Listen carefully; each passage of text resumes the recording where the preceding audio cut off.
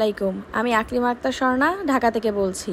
মারিয়ামস মম blog চ্যানেলে আপনাদের সবাইকে স্বাগতম। কাছে এবং দূরে যে যেখান থেকে আজকে আমার এই ভিডিওটি দেখছেন, আশা করছি আল্লাহর অশেষ রহমতে আপনারা সবাই অনেক ভালো আছেন। আলহামদুলিল্লাহ, আমরাও বেশ ভালো আছি। আজকে মুন্সিগঞ্জ যাচ্ছি ইফতারি নিয়ে। মা অনেক আয়োজন করেছে আমার ভাইয়ের শ্বশুর বাড়িতে ইফতারি দেওয়ার জন্য। অনেক কিছু আমরা কিনে নিয়েছি, আর ভাজা পোড়া আইটেমগুলো আমরা অর্ডার করে দিয়েছি আমার মামাকে দিয়ে গ্রামের একটা হোটেলে।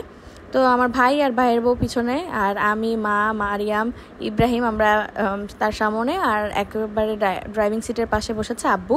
মারিয়ামের বাবা আজকে যেতে পারছে না, তার প্রচণ্ড কাজ, কারণ আজকে শুক্রবার না, উনি আবার শুক্রবার ছাড়া টাইম পায় না। তো কি আর করা, ওনাকে ছাড়াই যাচ্ছি। মা সর্বোচ্চ চেষ্টা করেছে সর্বোচ্চ জিনিস নিয়ে যাওয়ার জন্য। জানি না কতটুকু আমরা পেরেছি, আসলে আমরা একা হাতে করি, তো মা একা হাতে সব সামলায়, তো সব কিছু আসলে একেবারে মন মতো হয়ে ওঠে না। তারপরেও আমরা চেষ্টা করি আর কি। তো এই যে গাড়ি ভাড়া করে নিয়েছি, এখন আমরা যাচ্ছি একেবারে মুন্সিগঞ্জ। আর আমরা একটু তাড়াতাড়ি রওনা করার চেষ্টা করেছি, সকাল সকালই রওনা করেছে, তাও যেতে যেতে দেরি হয়ে যায়, একটু জ্যাম তো ছিলই। আর রমজান মাস, অনেক টায়ার্ড হয়ে যাচ্ছিলাম। মারিয়ামের জন্য জুস, চিপস এগুলো নিয়ে নিয়েছি। মারিয়ামের শরীর প্রচণ্ড খারাপ, মারিয়ামের জ্বর, ঠান্ডা, কাশি, মানে অনেক রকমের সমস্যা। মা তো এই নিয়ে খুবই টেনশনে পড়ে গিয়েছে যে মা যাওয়ার আগে দিয়ে এভাবে মারিয়াম অসুস্থ হয়ে গিয়েছে। মা বলছিল যে লাগলে কানাডায় যাবে না, এখন মারিয়ামকে সুস্থ করেই যাবে। তো যাই হোক, আল্লাহর কাছে দোয়া করছিলাম যাতে মারিয়াম তাড়াতাড়ি সুস্থ হয়ে যায়, নাহলে মা টেনশন করবে, যেতে পারবে না, বা গেলেও মানে টেনশন করবে, মন খারাপ থাকবে মারিয়ামের জন্য। আমার মা তার দুই নাতকুরকে এত ভালোবাসে একেবারে, মানে কি বলবো, তা মানে আমার মায়ের জান হচ্ছে আমার ছেলে মেয়ে, যেহেতু প্রথম নাতকুর আর কি। তো যাই হোক, আমরা প্রথমেই চলে আসছি টঙ্গিবাড়ি, মানে আমাদের নিজেদের বাড়িতে। এখন হচ্ছে কি গাছ দেখছিলাম, গাছ ভর্তি কাঁঠাল, একদম গাছের নিচে থেকে একদম উপর পর্যন্ত কাঁঠাল হয়েছে, মুচি আর কি, এগুলো বড় হবে ইনশাল্লাহ। তো ততদিনে তো মা আব্বু কানাডাতে থাকবে, ভাইও চলে যাবে, আর আমিও তো আসবো না, এগুলো মানুষই হয়তো খাবে।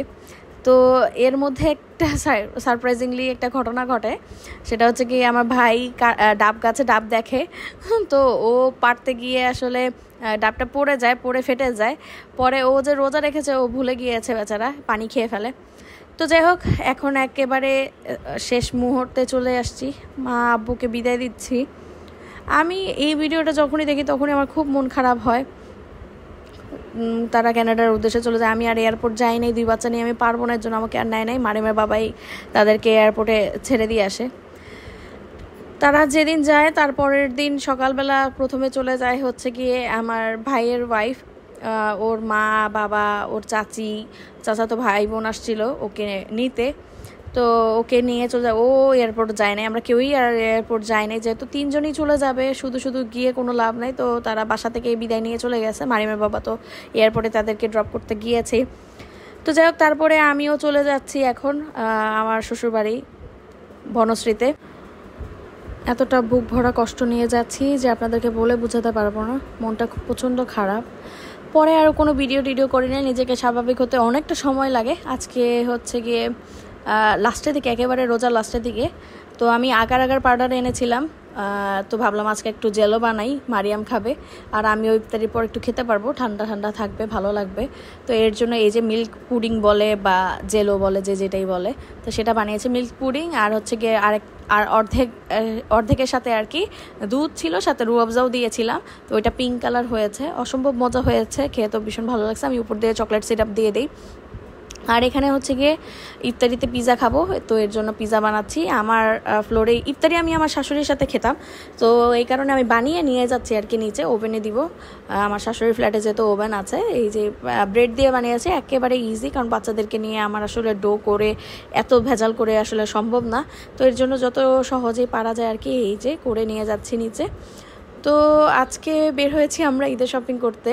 উনি সর্বোচ্চ চেষ্টা করছে আমাকে খুশি রাখার, মন খারাপ যাতে না হয় সেইভাবে আমাকে রাখার চেষ্টা করছে। আসলে মা বাবা এমন একটা জিনিস, আসলে দুনিয়ার সব সুখ চলে আসলো না, মা বাবার সাথে কথা বলে বা থাকলে যে এই শান্তিটা লাগে সেই শান্তিটা আসলে পাওয়া যায় না। তো যাই হোক, ঈদের শপিং করা শেষ, অনেক কিছু কেনাকাটা করেছি।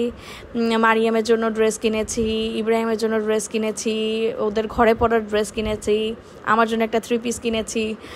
তো অনেক কিছুই আর কি কিনছি আলহামদুলিল্লাহ। তো এখন বৃষ্টি হচ্ছিল, তো তাড়াতাড়ি আর ঘুরি নেই, তাড়াতাড়ি বাসায় চলে আসছি। আজকে হচ্ছে গিয়ে শবে কদরের রাত, 27 রোজা আমাদের। তো ভাবলাম যে আমরা একসাথে নামাজ পড়বো, তো দুইজনকে ঘুম পাড়ায় দিয়ে আমরা আলহামদুলিল্লাহ একসাথে নামাজ পড়ি। আর এইটা ছিল আমার বাসায় ইফতারি। মারিমা বাবা বলছিল আজকে কিছু করার দরকার নাই, আজকে আমরা উপরে ইফতারি করব বাইরের থেকে এনে। তো বাইরের ইফতারি করছি, তো উনি সস চেয়েছে। আমার কাছে যত ডিপিং সস ছিল আমি সব বের করেছি, অনেক রকমের ডিপিং সস। ম্যাঙ্গো ফ্লেভারের একটা ডিপিং সস আছে, চিলি সস, মানে অনেক ধরনের সস। আমি আসলে ডিপিং সস খুব পছন্দ করি, তাই ইচ্ছা মতো কিনি আর ইচ্ছা মতো খাই আর কি। তো যাই হোক, আজকে যাচ্ছি মোহাম্মদপুর, এটা আরেক দিনের ভিডিও, একেবারে ঈদের আগ মুহূর্তে। আব্বু আমার জন্য শপিংয়ে মানে ঈদের শপিং করার জন্য টাকা পাঠিয়েছে, তো ভাবলাম যে নিয়ে আসি, মোহাম্মদপুর একটু ঘোরা হবে। আর বের হওয়া ছিল মেন উসিলা। তো যাই হোক, সিএনজি নিয়ে আমি আর মারিমা বাবা যাচ্ছি, শাশুড়ির কাছে ছেলেকে আর ননাসের কাছে মেয়েকে রেখে আমরা দুজন বের হয়েছি। তো মারিমা বাবা বলছিল যে ফিল হচ্ছে যে আমরা মানে একেবারে নিউলি ম্যারিড আর কি, এরকম একটা ফিল হচ্ছে, বাচ্চারা নাই যেহেতু।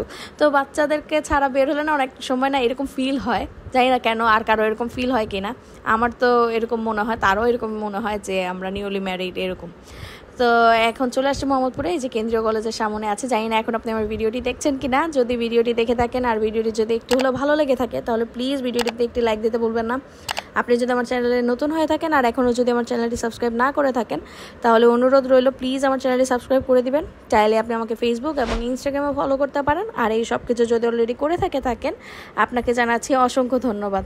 বাসায় চলে আসছি, আসার পর খালি মানে বুক ফেটে কান্না আসছিল বলা যায়। আমার এত এত ইমোশনাল হয়ে যাচ্ছিলাম।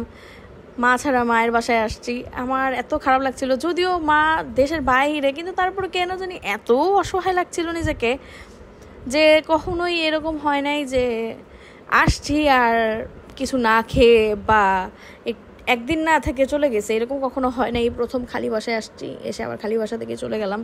একটু ঘুরে টুরে দেখে গেলাম বাসায় সব কিছু ঠিকঠাক আছে কিনা। আর কিছু নিতে আসছিলাম টুকটাক, ওগুলো নিলাম। বারবিকিউ করার মেশিন টেশিন নিলাম, তারপরে কেক বানানোর জিনিসপত্র নিলাম। শ্বশুরবাড়িতে কেক বানাবো চিন্তা করেছি, আবার নতুন করে কিনবো যেহেতু বাপের বাড়িতে আছে, তো এগুলো নিয়ে গেলাম।